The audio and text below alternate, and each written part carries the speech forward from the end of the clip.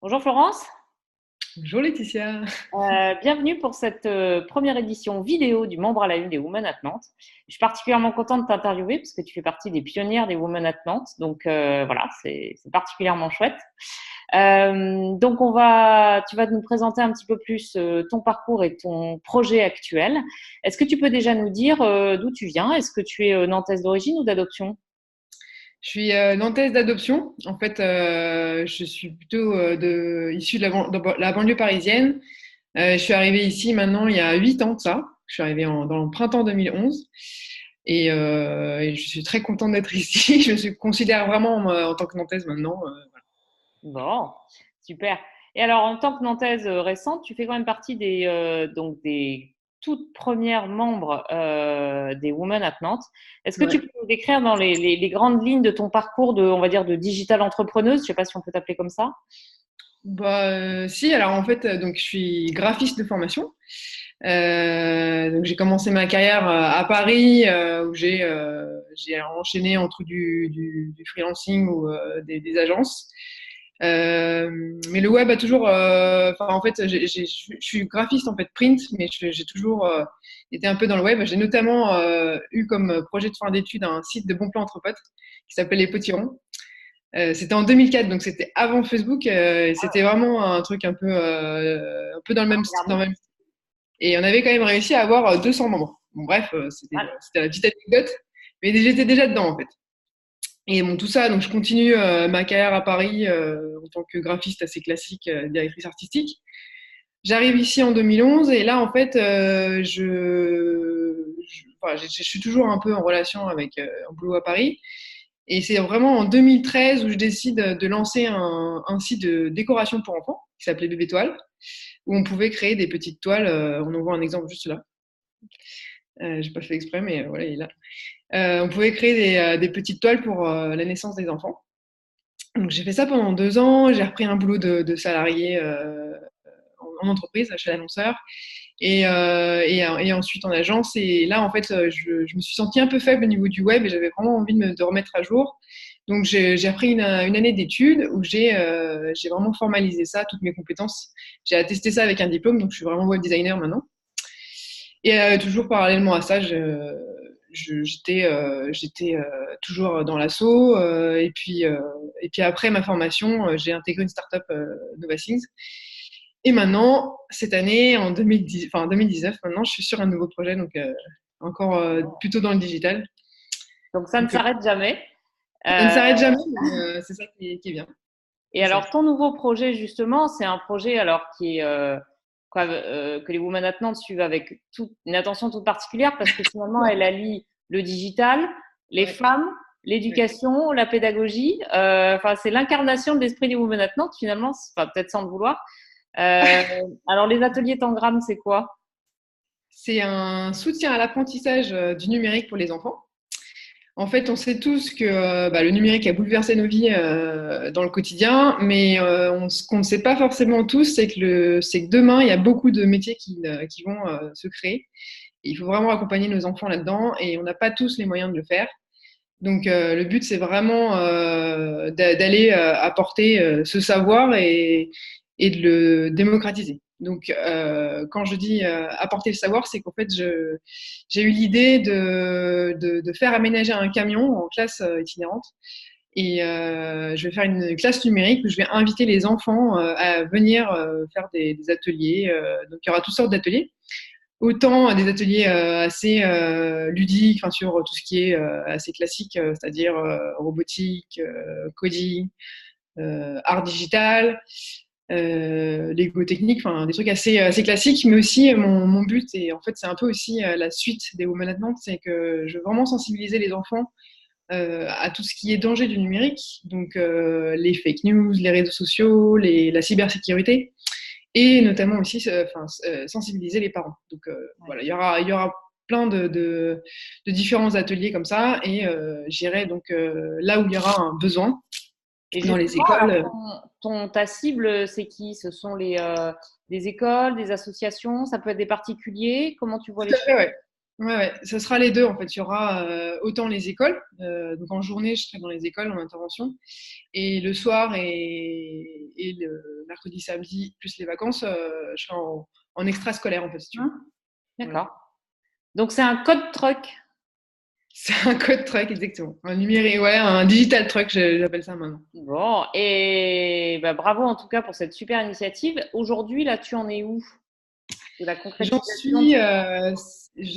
Concrètement, j'ai été portée par les Écosolides pendant 3 mois par le dispositif Popcorn, qui m'a vraiment boostée et qui m'ont apporté beaucoup de contacts, qui m'ont bien fait valider la faisabilité du projet. Je suis en ce moment en train de tester des ateliers, je suis en train de monter, de démarcher en fait des futurs partenaires et aussi de réfléchir forcément sur l'aménagement du camion. Donc il y a beaucoup de sujets et en même temps je suis hyper bien entourée. Enfin, vraiment, je suis aidée sur plein de points et voilà.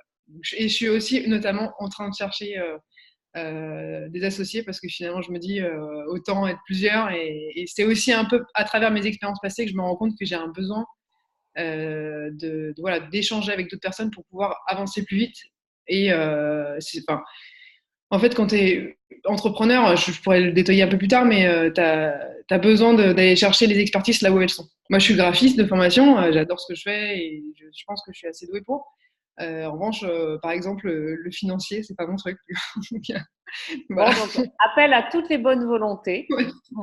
ou en tout cas aux motivés. Ouais, voilà, non, mais après, je me forme, et si tu veux, bon, voilà, il y a des sujets sur lesquels, bon, bah, t'es forcément un peu plus faible, et c'est normal. Enfin, tu peux pas tout maîtriser, c'est normal. Et alors, du coup, en quoi l'association, tu penses aujourd'hui qu'elle peut t'aider ou qu'elle t'aide peut-être déjà finalement dans les différentes étapes de ton projet?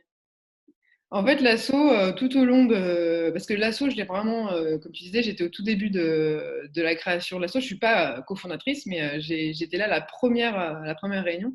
Et j'ai assez rapidement intégré le bureau.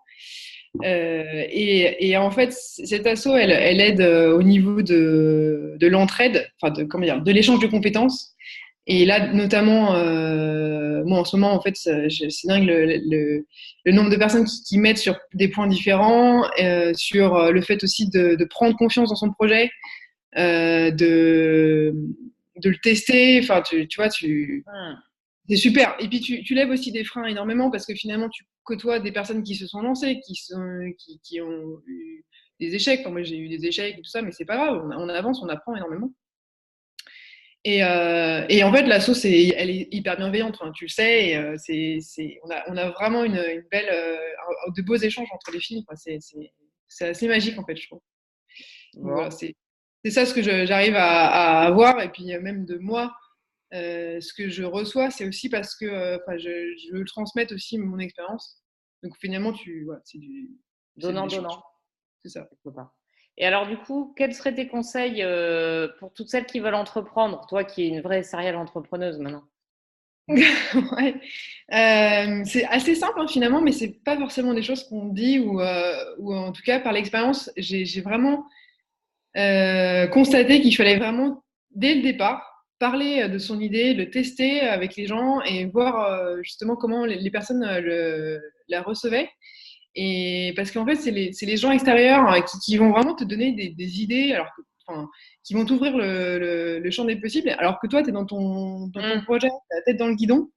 Tu as toujours en fait les mêmes idées. Enfin, c'est normal, tu n'as qu'un seul cerveau, donc il n'y a pas d'émulsion, on va dire. Et, donc c'est ça. Moi, je dirais tester son idée dès le début, ne vraiment pas avoir peur de ça. Hein. Tu peux pas avoir tout de suite de concurrence. Enfin, ça n'existe pas. Enfin, ça existe bien sûr, mais moi je trouve que voilà, tu as besoin d'en parler. Ouais. Comme je disais tout à l'heure, il faut savoir bien s'entourer parce qu'on n'est jamais expert sur tous les points. C'est vraiment important, il ne faut vraiment pas en avoir peur et le faire. Et le dernier point que j'aborderais, ce serait de vraiment se prendre des pauses pour soi parce qu'on est le carburant en fait, du projet. Et s'il n'y a plus de carburant, si on est épuisé, si on a du mal, voilà, enfin, ça peut pas marcher. Donc il faut vraiment pas hésiter à aller faire courir, à aller faire du yoga, à aller faire des trucs qui nous éclatent et qui ils permettent de sortir du projet. Parce qu'en plus, c'est vraiment dans les pauses où tu as les meilleures idées, en fait. Ouais. Voilà. Il faut le faire. C'est pas forcément évident parce que justement, tu te dis attends, mais là, j'ai encore plein de boulot à faire. Non, tu sors dehors, tu vas te balader. Si tu as un chien, tu vas le promener. Indispensable. Ouais, c'est ça, indispensable. Indispensable. Bon, et du coup, si on veut en savoir plus, je crois qu'il se passe aussi quelque chose pour toi dans les prochaines semaines. Il y a un petit pitch vidéo qui arrive. Ouais, il y a alors en fonction de la date à laquelle sera diffusée la vidéo, en tout cas entre le 1er et le 21 mars, j'aurai un petit pitch vidéo qui sera sur le site des Élanceurs. On mettra le lien, je pense, quelque part sur la vidéo. Et en fait, je participe à un concours du groupe La Poste. Qui va peut-être me permettre de gagner 6 000 euros. Donc, je présente en 1 minute mon projet Tangram et j'explique un peu plus en détail en dessous dans les textes ce que je vais faire. Bon. Voilà. Et donc, du coup, on peut venir voter pour ton projet? Tout à fait. Il y a donc en dessous de la vidéo, vous pourrez voter et je serai très contente. Je vous remercierai beaucoup. Les Women at Nantes, vous savez ce qu'il vous reste à faire. Encourager le projet des ateliers Tangram et de Florence. Merci en tout cas d'avoir partagé ton projet avec nous. On te souhaite évidemment bonne chance et on va continuer à suivre ça de très très près. Ça marche. Bah, je n'y manquerai pas. Bon. Bonne journée Florence. Salut, toi aussi.